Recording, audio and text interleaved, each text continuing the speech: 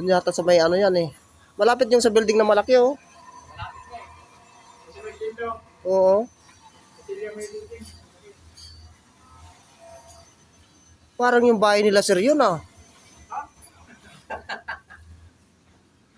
Paano yung tawag sa masama doon?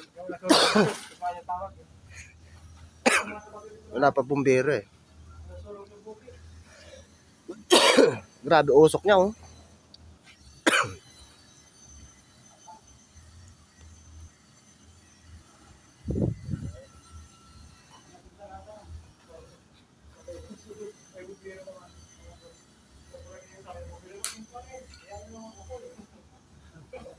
Aeroplano yung nakita ko eh.